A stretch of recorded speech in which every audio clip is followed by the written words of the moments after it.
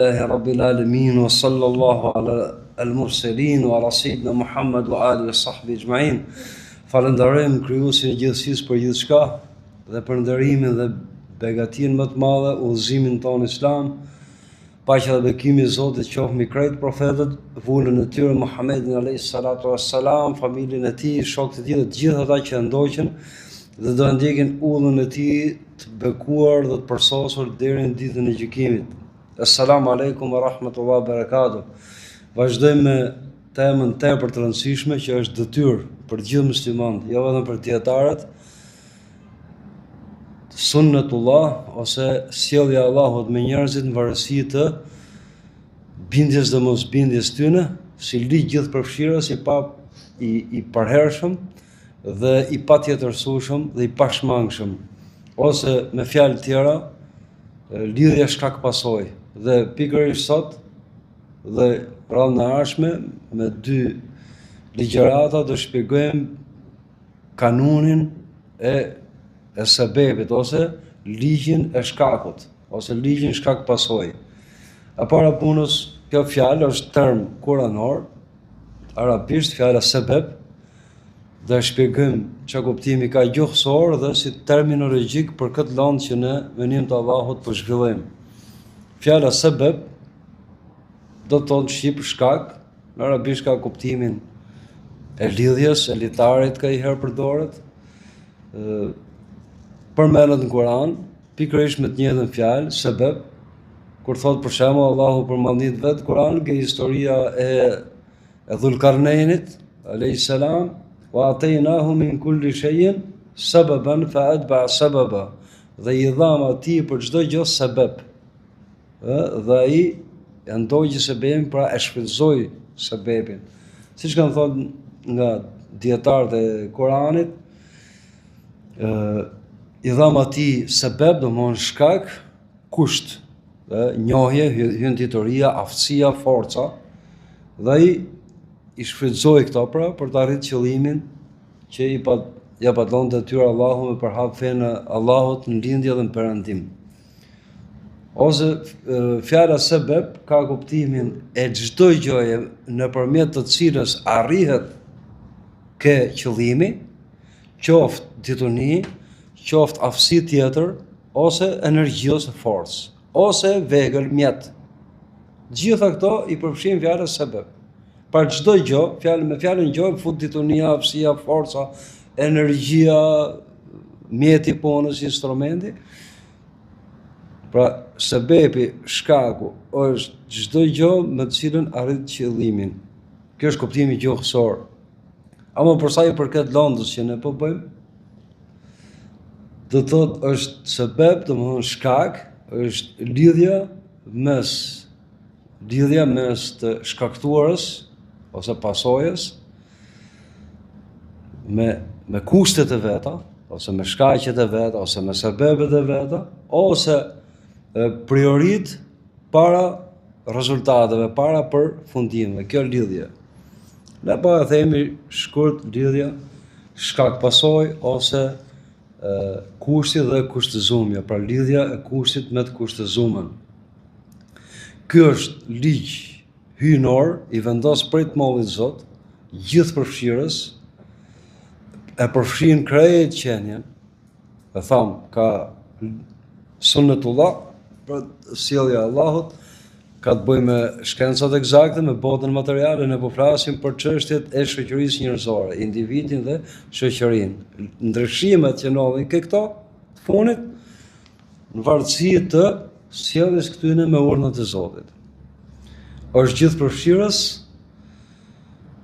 dhe ka të bëjë me njeriu, për të ardhmen e njeriu ose ecurinë e njeriu në këtë botë dhe në botën tjetër, në këtë botë dhe në botën tjetër.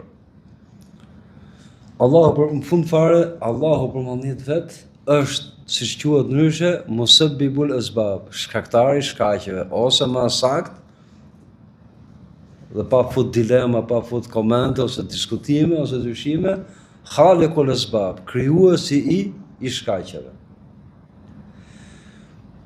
Allahu përmendit vet në Kuranin e ka mbush librin e udhëzimit, e ka mbush me me lidhjen shkak pasojë, ose priorit, ose parashtrimet me rezultatet, me ato që vinë pas. Ke ligjet e eksistencës që kanë bëjnë thamë me shkencat materiale, ligjet shariatike që kanë bëjnë me ato urnat që i kanë dhe ndalesat që i kanë në zbrit njeriut, dhe tek e funit, ajo që është pasoja, ose rezultati, ose përfundimi, shpërblimi, sevapi, ose ndëshkimi. Allahu e ka mbush këtë libër me këtë lidhje, me shpjegimin e këtij kanuni gjithë përfshirës, me format ndryshme, do vinë sqarohen ose duke kalu ajete Kurani. Për shembull, pasoja ose përfundimi më i madh është hysh në xhenet. Çfarë thotë Imam Zot, si do i thot banorëve të xhenetit, kulu washrabu haniyan bima aslaftum fil ayamil khaliya. Hani dhe pini këndshëm, në mënyrë të këndshme, pra në xhenet, për atë që ju parapriu ju, pra përpjekjet tuaja në ditët e kaluara, pra përpjekjet e juaja në adhurim në xhenet. Ose kitabun anzalnahu ilayka litukhrijal nase min adh-dhulumati ila an-nur bi'idhni rabbihim. Librin të cilin e kemi zbritur tek ty, që ti nxjerrësh pra me kët.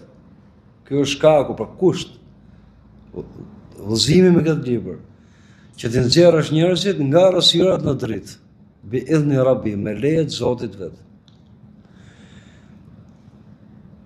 Vjen shpesh edhe me fjala sebeb, kusht, shkak, me kuptimin e cilësisë. Pra cilësisë që ka njeriu. Do të mbruhet me një cilësi të mirë për të arrit ke premtimi i Allahut, ose një nga premtimet e Allahut, për shembull. Tham Kurani është i mush me këto. Wa ma yattaqillaha yaj'al lahu makhrajan. Ai njeri që i druhet Allahut, pra i përkushtohet Allahut, ka frikë respekt ndaj Zotit, për rrjedhoi, zbata urdhnat, i shmangë ndalesave, do t'i japim atij rrugëzgjidhje, rrugdalje. Pra cilësia e robit që është si sebeb, si kusht, është tjetë i ndrojtur ndaj Zotit, i bind ndaj Zotit. Ajo pasoja, ose shkaktuara me lejet e Allahut, dhe ligji i Allahut është rrugëzgjidhja. Për çdo gjë. Është diçka për të rrejë vëmendjen, është një shprehje që përmendet nga njerëzit. Nëse përmendet pa dashje, pa qëllim, nuk ka ndonjë problem me çështjet e besimit. Po ama nëse thuhet me bindje, është shumë e rrezikshme, është konkurruese ose përjashtuese i imanit, besimit vërtet. Fjala ndodhi rastësisht, aksidentalisht. Nuk ka asgjë që të ndodhi në mbretërinë e Allahut, në ekzistencën që Allahu e zotëron, e ka krijuar me ligjet përsosura dhe absolute. Komandon gjithçka dhe mbikëqyr gjithçka. Nuk ka asgjë në botë që të ndodhi rastësisht, aksidentalisht, që i bjen me këtë fjalë, me dalë jashtë kanunit gjithëpërfshirës hyjnor. Jashtë lidhjes shkak pasojë që e ka përcaktuar Imam Zot. Kjo domthon, po tash ta thot njeriu me bindje, ose të thot, domthon, ky libër që po ju jap, pavarësisht se e përshtas me situatën tonë, me gjendjen tonë, është autor arab. Dhe ky arab e përmend si problem të madh ke popujt arab, ke muslimanët arab. Këne e përdorë një fjalë tjetër, kjo gjë është kot. Kjo është edhe më e rëndë. Nuk ka asgjë kot. Në qiell as në tokë. Allahu për mallnit vet ka ajetet e Kuranit që folin, që përsëritet këtë çështje. Për shembull, nuk i kemi krijuar qiellin dhe tokën duke luajtur, pra qëllim. Çdo gjë është në zotrimin e Zotit. Ajetet shumëta që e hodhin poshtë këtë gjë. I çik më e lehtë është fjala, është aksidentale ose e rastësishme. Nuk ka asgjë pa lidhje, pra pa sebeb. Dhe sebebet i ka përcaktuar Allahu, pa shkaqet. Dhe të shkaktuarat, pasojat i ka i ka lidh Allahu me njëri tjetrin. Pra nuk ka në ekzistencë për mënyrë absolute asnjë gjë që të ndodhi rastësisht. Këto është problemi ku është ke njeriu. Cili o ky problem? E sqaro ky rregull, që jo çdo gjë që nuk e njeh njeriu nuk ekziston. Për shembull, është një person në qytetin ton ku banon dikush ose në qytet tjetër. Dhe i thuhet që është filoni, ka këtë emër, i banon këtu, jo, thot nuk ekziston një njeri i tillë. Shkaku pse se njoh unë atë. Nuk do thotë që ai s'ekziston. Shkaku pse njeriu nuk e din sebebet, rrjedhën e ngjarjeve që i ka përcaktuar i Modhi Zot, lidhjen shkak pasojë, kush dhe kurzume, nuk do thotë që të ndodhi rastësisht. Nuk pra mbrana këtij rregulli që tregon që përjashtohet e rastësishmja, pa lidhje, ditë ndodhi diçka pa lidhje, ose të jetë kot pa qëllim. Ku është ajo kur unë nuk e kuptoj ose se njoh, për shembull shumë njerëz mohojnë Zotin se se njohin Zotin. Shkaku pse këto njerëz, Zotin na ruaj nga mohimi. Shkaku pse këto njerëz nuk e njohin Zotin nuk do të thonë që s'ekziston Zoti. Shkaku që shumica e rrëmuese e botës nuk e njeh vendbanimin tonë nuk do të thotë që s'ekziston vendbanimi jonë. E kështu me radhë. Ky është kanun për ligj hyjnor i gjithë përfshirës, pra kjo lidhje shkak pasojë. Nuk i shpëton mbikëqyrjes dhe krijimit të Allahut asnjë gjë. Nuk del jashtë kontrollit të atij asnjë gjë. Çdo gjë është e nënshtruar vullnetit dhe ligjeve që i Modhi Zot ka përcaktuar dhe nga tërësia e ligjeve është pra ligji i lidhjes shkak pasojë ose kusht dhe e kushtëzuar. Është Allahu, është gjithëzaptuesi, gjithdijshmi, mbreti dhe zotëruesi i gjithçkaje, që ka përcaktuar. Dhe ajetet janë shumëta, për shembull, washamsu tajri fi limustaqarrin laha. Për shembull, sura Yasin, dielli vrapon esën në vend qëndrimin e tij, pra ka orbit caktuar, ka një lëvizje të caktuar.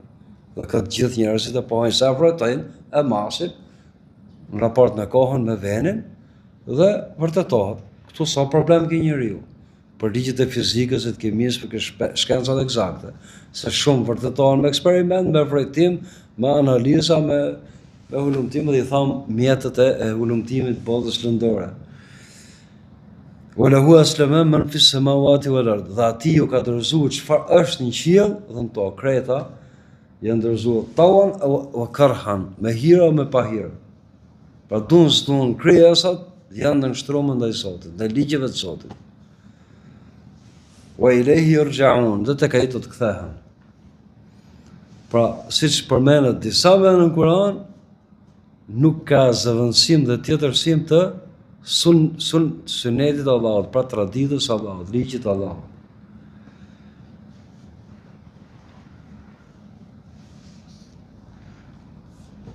Dhe njeriu është pjesë e kësaj gjithësie. Njeriu dhe nuk përjashtohet nga kjo gjithësi.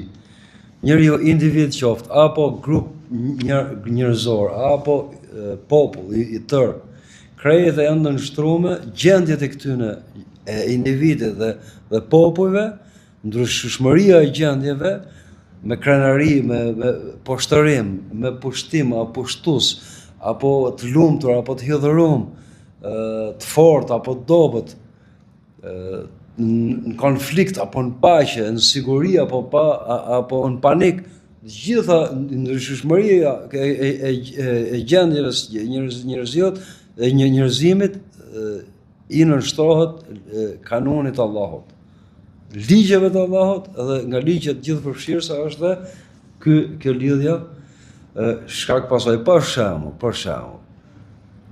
kur i bën një kokër mollë nga një pemë, patjetër, dhe asnjë njeri nuk e vën dyshim që ka shkaqet e veta pse ka ra.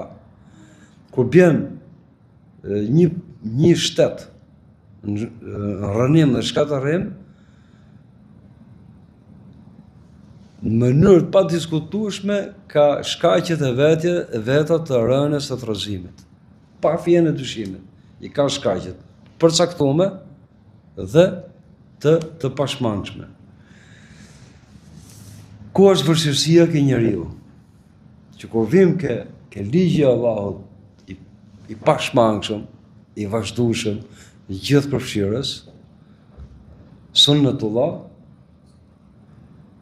ose e moho pa dashje, ose e kundërshton, ose kur mëson diçka nga këto, vend dyshim, futet në dyshim. Edhe pse në Kur'an lexohet, thuhet që sunnetullah allati khalat min qabl wa lam tajid li sunnatillahi tabdila, tradita e Allahut, pra sjellja e Allahut, pra ligji i Allahut, i cili tashmë ka kaluar dhe më parë, pra ai që ka qenë ai do vazhdojë. Dhe nuk do të gjesh për traditën e Allahut, për ligjin e Allahut zëvendësim, pra s'ka se nuk është i pashmangshëm. Kemi lidhjen shkak pasojë ke bota lëndore, që merret kimia, fizika, matematika, gjeometria, çfarë mund merren, shkencat eksakte, që provohen në laborator me projektime të tjera. Janë thjeshta, janë përcaktuar, mos i vërtetohen, dhe mos si ligje, janë të qarta dhe përcaktohet pra kjo shumë lehtë lidhja shkak pasojë. Nuk ka asnjë problem. Për shembull, s'po hym këto gjëra të thella, dihet që uji, pra uji i pastër, uji i përzim, ngrin në 0 gradë dhe vlon në 100 gradë Celsius. A përcaktohet nga çdo person njëfet, nuk e vend dyshim asnjë kush, e vend dyshim e vërteton shumë lehtë, mbaroi. Kur vjen puna ke ligji shkak pasojë, për sa i përket shoqërive njerëzore, atëherë njerëzit janë mosbesues. Pse? Shkaku është se ligji hyjnor i lidhjes shkak pasojë ke individë, ke shoqëria njerëzore, është i shumëllojshëm, është i gërshëtuar, hapet si rrjet, pra ndërthuret me disa ligje, me disa rregulla, nuk është një tek. Dhe kjo e bën vështirë ke njeriu që ta analizojë gjendjen e një individi apo një shoqërie njerëzore, por sa i përket kësaj lidhje. Qoftë për rezultate pozitive, qoftë ato negative. Dhe kjo e bën të vështirë. Dhe pa fjerë në dyshimit që kur themi e vështirë nuk do të thonë para punës e pamundur për t'i kuptuar gjërat. Po, mo do punë, do thellim, do t'i mësosh. Po, mo larg qof kurrë, një besimtar musliman nuk do t'i mohoj.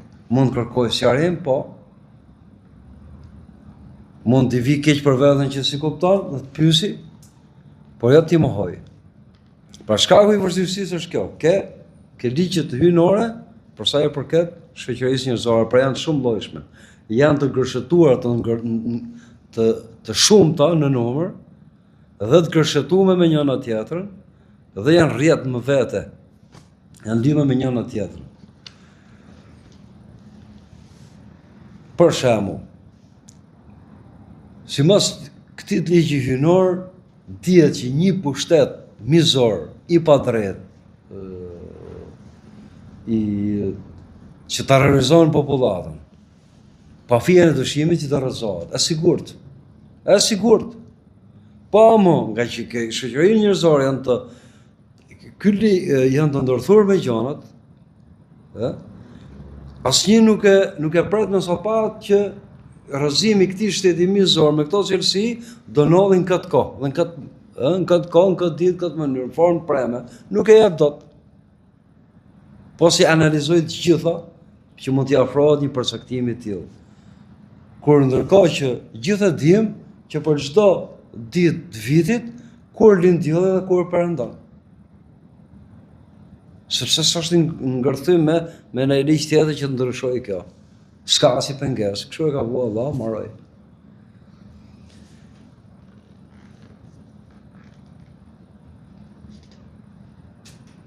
Kjo është shkaku pse shumë njerëz janë hutes, po flas për musliman, janë hutes në lidhje me këtë ligj, janë hutes, e nënvlerësojnë dhe fatkeqësia e muslimanëve të kohëve të funit është që përtojnë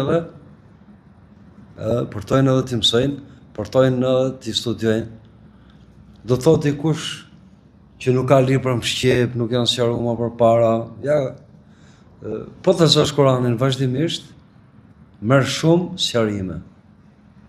Merr shumë sqarime. Historitë e profetëve, si janë sjell popujt e vet. Rezultatet që kanë ardhur profetët, për pozitive apo negative, në varësi të sjelljes së tyre. Historitë e popujve, ngritjet, uljet e popujve që përmenden gjitha në Kur'an. Sqarojnë shumë edhe gjëra të tjera. Ose rregulla që jep Allahu në formë të qartë.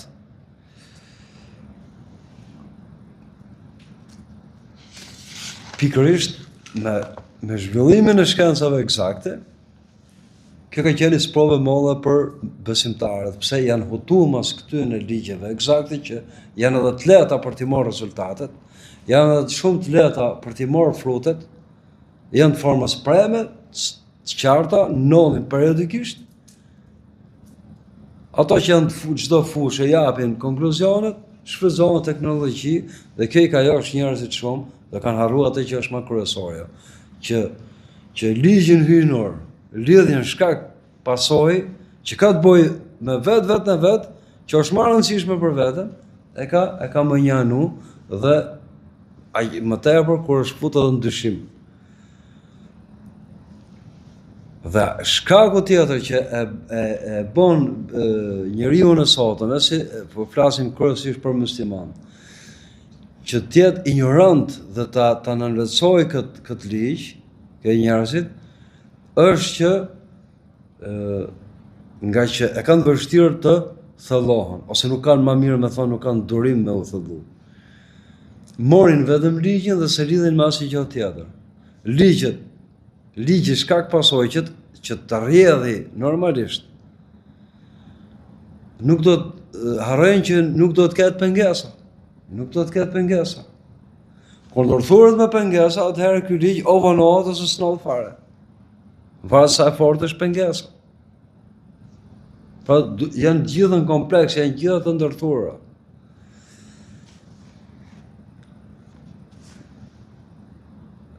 Tham pak a shumë që ky ligj është shumë i rëndësishëm. Çka gradë është e para punës është i rëndësishëm dhe detyrë për të mësuar dhe për të medituar vetëm dietarët e kësaj feje, jo të përgjithë muslimanët. Për ato që janë pushtet më tepër për ato që janë në nëndheqjen e dikujt, që janë popull i zakonshëm, për të gjithë muslimanët. Tham Kurani është i mush me këtë. Për shembull, për plasjen, po të shohësh gjatë gjithë Kuranit, numri i ajeteve që kanë të bëjnë me ligjet e shariatit është shumë më i vogël se sa historinat që përmenden në Kuran. Janë 500 sa ajete që përmbledhin ligje shariatike. Ama shumica e Kuranit është histori. Historitë e këtë cilat dalin rregulla, dalin ligje, që dalin sqarime, po ligjet e Allahut, që kanë të bëjnë me këtë kushtin dhe të kushtëzuar, shkakun dhe pasojën, priorit, parashtrimet dhe rezultatet, përfundimet.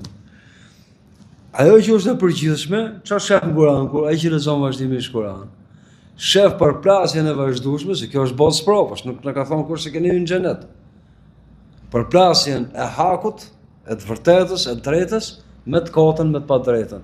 Gjatë gjithë kohës, këtë gjithë historitë është kjo përplasje. Që të fitojë kjo çka kushtesh do të më plotësoj robi, për shembull. I ketë ilustruar, i ketë sqaruar me bindjen dhe me mosbindjen nëpërmjet historive që përmenden në Kur'an, historinë e profetëve, marrëdhëniet e tyre me popujt e vet, historinë e njerëzve të zgjellë apo se histori të shkurta, gjatë gjithë Kur'anit. Për këtë qëllim janë, për të sqaruar pikërisht këtë ligj hyjnor. Allahu përmendit vet e para punës është rregull kur nga të thellimit dhe të meditimit rreth Kuranit. Allahu nuk veçon në Kuran diçka vetëse kur ka rëndësi. Dhe këtë ligj e përmend drejt për drejt dhe tërthorasi në shumicën e Kuranit. Në shumicën e Kuranit. Aq më tepër ka dhe rregull tjetër, sa më shumë përmendet diçka në Kuran, aq më rëndësishme është. Për shembull, muslimanët salla, zbulu mrekulli ke fiku, ke udhini, shumë mirë mrekulli kuranore, o betu Allah ke fiku, ke udhini. Shumë mirë ka bë sebeb Allahu për shnetin. Për kombinimi fikut me udhinin, me vojnë udhinit, sebeb për të ri rinin. Për shembull, dhe zbulimet e punit. Ka plot. Fatkeqësia më madhe është që ajo që është më e rëndësishme se këto, Jezus ka rëndësi këto, shneti pa fijën e dyshimit ka rëndësi. Është ecuria e robit marrëdhënie me Zotin, si sillet me Zotin, çfarë edukate ka me Zotin. Ndorë domethënë që është kusht për të ardhmen e vet në këtë botë dhe në botën tjetër. Pse nuk broharasin musliman për gjëra që s'ka nevojë të i zbuloj kush, po i janë qarta në Kur'an. Pse nuk i gëzohet kësaj titunie që i çel syt me morë mësim nga mësimi tjetrit, popujve e dënuar që përmenden në Kur'an. Kot nuk thonë që i herë i mençëm është ai që mëson kur e pëson vet. Kurse dy herë i mençëm është ai që mëson me pësimin e tjetrit. Si të bëj eksperimente me veten. Ka njerëz që nuk morin kthes kurr. Allahu i çon mesazhe duke i çu goditje dhe nuk kthej kurr. Kurani është i mush me këto, me këtë ligj, në forma të ndryshme, në pamje të ndryshme. Edhe atë kërshëtimin, e sqaron. Ka raste që përmend një shkak dhe pasojën e vet, ka raste që përmend 1, 2, 3 shkaqe dhe pasojën. Po kështu edhe nga suneti i profetit alayhis salatu wassalam, ka të shikimia profetike. Ajo që ka nevojë njerëzit më shumë se kur, është që kanë shumë nevojë për këtë. Nuk e maj mend ku e kam lexu, por kura Perandoria e fundit islame, pra shteti i fundit islam, Perandoria osmane, u nrejtën padyshim dietarët e ummetit, bën analizat kura shteti, raki individi, pra ke karakteri i zvetnum, i vyshkur, i muslimanit. Këto që dakord ka analiza politike, ekonomike, e tjerë ka. Burri, në rejat aty ku ka rëzu, ku rëzu? U prish karakteri, u zbehen virtytet dhe një besimtarit vërtet. Këtu do të filloj puna. Kjo është më thelbësorja. Po ashtu dietarët e asaj kohe, analizat që bën, thanë pikërisht për këtë lëndë që po bëjmë ne sot. Muslimanët duhet ta mësojnë këtë lëndë që mësojnë rregullat e abdesit dhe të namazit. Dhe neve sot në vjetë çudi. Më thonë, sa larg asaj që duhet jemi, sa larg asaj shikoj, do në prezencë në mësim, ose edhe kur ja sqarona për hutbë që është e detyrueshme për shiqyrë Zotit që është e detyrueshme, pak e kanë menin dhe pak morin mësim. Domethënë është la haula la quwwata illa billah, nuk ka ndryshim dhe forcëve se prej Allahut. Allah përmirësov gjendjen tonë. Për shembull, historia më e bukur, historia e Jusufit, thot vetë Zoti në Kur'an, ahsanul qasas. Më e bukur, më e hijshme, histori. Në fund fare, Allahu e mbyll këtë sure me një ajet Kur'ani ku thot: "Laqad kana fi qasasihim ibratan li ulil albab." Vërtet ka qenë historitë e tyre, kujt tyre, profetëve krejt. Në fund surës Jusuf, ajeti i fundit. Ibra, çdo më thon, i bret, ka marrë mësim nga psimi tjetrit, nga ngjarjet e tjetrit, nga rrjedhja e ngjarjeve të një personi, marrëdhënie me persona të tjerë, për një profeti me popullin e vet, me vëllezërit e vet, me mbretërit, me pushtetarët. Domthon përfundon kjo sure, historia më e bukur në Kur'an. Nuk është thjesht për të kaluar kohën për emocion. Sa e bukur ishte kjo histori. Me thonë kaq edhe miropafshim, mbyllë Kur'anin edhe hik shif telenovela. Ose hik ngjo emisione për që të shprehnin trunin. Dhe të hutojnë nga rruga e Zotit. Me morë mësim. Për kë, Leolil Albab, për Zotit e mendjes. Për Zotit e mendjes, ka njëri në botë që s'do të jetë i mençëm, dhe gjithë rrafin gjoksin, kush e kush me u heq se kush o më i mençëm se tjetri. Shiko kush quhet i mençëm Kur'an dhe nga Allah dhe nga pejgamberi selam. Ka parametra, ka njësi mace edhe për mençurinë. Shif ku përqendrohesh gjëja e parë.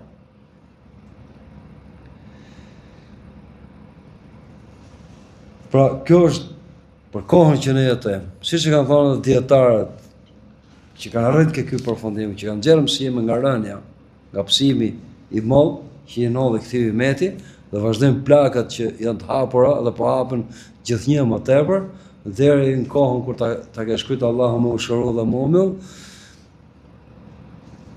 është domosdoshmëri që lëndë. Edhe ai që nuk ka mundësi me mësu kështu si po mësojmë ne dhe falenderojmë Zotin, të lexoj sa më shumë Kur'an, mos i dahat Kur'anit. Të ketë racion ditor. Tjetër, pikë tjetër që duhet është thelbësore, që ka të bëjë drejt për drejt me imanin. Shkaqet, shkaktesat ose pasojat, rezultatet, përfundimet, të gjitha janë vepër e Allahut. Të gjitha. Ky nuk është ligj i verbër që ndodh pa vullnetin e Zotit. I për shembull, siç ka filozof që kanë dalë nga Islami, që i ka vënë Allahu ligjet dhe këto vazhdojnë vetë pa mbikëqyrjen e Zotit. Jo. Allahu thotë në Kur'an, Allahu khalaqakum wa ma ta'malun, Allahu ju ka krijuar ju dhe çfarë punoni ju? Çfarë punoni ju? Atëherë Allahu përmendit vet është krijuesi i shkaqeve dhe pasojave. Kjo pa fjalë në dyshimit.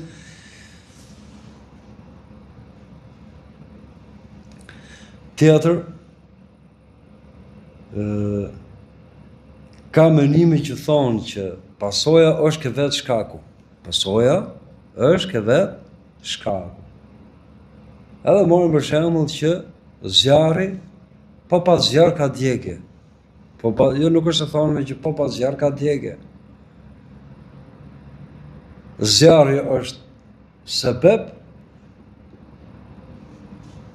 shkak për të djegë.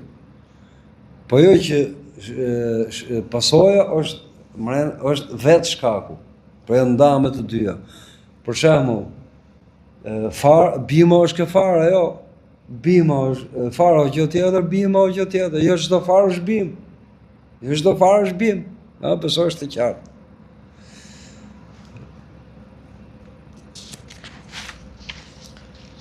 Dhe në lidhje me këtë, ka dhe çështje tjera për ky ligj i parë, pra kanuni i sebebit. Kanuni ligji i sebebit. Po ky grup njerëzish thotë që ose para se shkojmë kjo, duhet me risqaru dhe rikujtu që ku flasim për lidhjen shkak pasojë, e para kjo temë më të fol për njeriu. Dhe njeriu ka të bëjë me këtë botë dhe botën tjetër. Njeriu ka të bëjë me botën lëndore dhe shpirtërore, mendore. Për shembull, Allahu përmendit vetë ka bëjë imanin, besimin e saktë, e vërtet, dhe punët e mira, i ka bërë shkak për kënaqësinë e tij, që njeriu të fitojë kënaqësinë e Zotit, dhe të jetë i lumtur në këtë botë dhe në botën tjetër. Qartë, kjo ka të bëjë me anë mendore e shpirtërore, s'ka të bëjë me çështje materiale. Nuk ka ligj fizike. Ose Allahu përmendit vet ka bërë shkak istighfarin, kërkim faljen, që të falet robi. Astaghfiruni, astaghfir lakum. Kërkoni falje mu, shkaku, urdhër rinor. Pra, shfrytëzoje shkakun, vepro me shkakun. Që t'ju fal juve. O ma yaghfiru dhunuba illa Allah, dhe kush i fal gjunafet? Verse Allahu. Ose sikur se ka bë Allahu shkak që shumë kombe të shkatërrohen, shumë shtete të shkatërrohen nga përplasjet gjë legjitime, ose e përçmuar me fe, ose nga padrejtësia. I ka bërë shkak që të shkatërrohen. Ky grup që mendon pra që pasoja është ke vetë shkaku, qëndron ke vetë shkaku, morin për argument një ajet Kurani dhe një hadith. Hadithi, thënia profetike është që pejgamberi sallallahu alaihi wasallam ka thonë që asnjë nuk do hyjë në xhenet për shkak të veprave të tij. As ti ja Rasulullah? Jo, i thot pejgamberi sallallahu alaihi wasallam. Asun vetëse nëse më kaplon Allahu me mëshirën e tij. Këtu i bie që kurse ajeti Kurani thot, siç thotë Imam Zot, udkhulul jannata bima kuntum ta'malun. Hyni në xhenet bima për çfarë? Pra për shkak të asaj që keni punu. Ajeti Kuranit ka shkakun. Pasoja xheneti. Pra hyni në xhenet për shkak të veprave tuaja. Hyni në xhenet për shkak të veprave tuaja është i qartë. Këto që thonë që e shkaktuara, pra pasoja, rezultati, përfundimi, është ke vetë shkaku, thonë, profeti alayhi salatu selam ka thonë që në xhenet nuk hyet për shkak punëve, o mëshira e Allahut. Ta sqarojmë këtë në lidhje me këtë temë, se ka edhe sqarim tjetër, por s'du dal nga tema, mos futohemi. Ka ajeti Kuranit, fjala bima kuntum ta'malun, për çfarë keni qenë duke punuar, pra për shkak të punëve tuaja. Kjo për këtu për çfarë, kjo është shkakore. Domethënë, për shkak të punëve tuaja. Kurse ajo që mohon profeti alayhi salatu selam thënien e vet, nuk është mohim i ligjit të lidhjes shkak pasojë, që është gjithë përfshirës. Po profeti alayhi salatu selam mohon hyrjen në xhenet si kompensim të veprave të robit. Sepse xheneti është i përjetshëm. Kurse domethënë i pakufizuar. Veprat e robit janë të kufizuara. Dhe nëse do hyte në xhenetin e vërtet, që është i përjetshëm, vetëm me punët e veta robi i binte që nëse do i veshe shenjën e barazimit mes përpjekjeve, përpjekje për Allahun, baras, shpërblim botën tjetër, i bjen që të marojnë këto i dite. Po amo xheneti është i përjetshëm.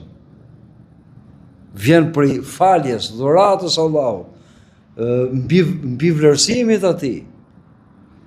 Nuk vjen pra fjala mohimi këtu nga profeti alayhi salatu selam është mohimi i kompensimit, pra i xhenetit si kompensim të veprave. Pra nuk mund t'ja vesh ti shenjën e barazisë. Sa do të përpiqet robi? Sa do të sakrifikojë për Allahun? Përpjekjet e robit janë kufizuar, kanë një fillim, kanë një mbarim. Kurse shpërbimi në xhenet ka një fillim, i pikë fillimi dhe po pa mbarim. Nuk krahasohet kur një segment që ka dy pika, pikën e fillimit dhe pikën e mbarimit. Nuk krahasohet me gjysmë drezën, që këtë rast është xheneti, ka pikë fillimi, zanafill dhe s'ka mbarim fare. Pra kjo është, besoj, është e qartë. Ka edhe shpjegim tjetër për dobi, pa themi, që hyni në xhenet për shkak të veprave tuaja, pra këto janë gradimet që do jenë në xhenet për simas veprave. Pra gradimet do të jenë të shkaktuar nga veprat. Ama thjesht e falmja e xhenetit, dhurata e xhenet prej Allahut, që është i pafund, është prej mëshirës dhe faljes dhe dhuratës Allahut, mbi vlerësimit Allahut. Jo se është vlerësim bashkëpërblim paras me përpjekje. Besoj kjo është i qartë, do vazhdojmë prapë po me këtë edhe i ligjërat tjetër inshallah, ndash Zoti, me këtë ligjin e parë, s'kemi mbaruar akoma me kanunin e shkakorës, pra e sebepit ose lidhjes shkak pasojë. Lutim Allahun na mësoj atë që sotim, na shtoj ditunin, na jap dobin për këtë botë dhe botën tjetër nga ditunia që na dhuron, na ruaj nga ditunia që nuk ka dobi, Na ruaj nga ajo lloj zemre që zbindet për maniti, nga nefsi, nga uni që s'ngopet dhe nga veprat për cilave ai nuk kënaqet, nga lutjet që s'kan përgjigje. Allahu na mëshiroft në këtë botë dhe në botën tjetër dhe na bashkoft me njerëz të mirë në dy botët. Amin. Alhamdulillahi rabbil alamin. Sallallahu ala sayyidina Muhammad wa ali sahbihi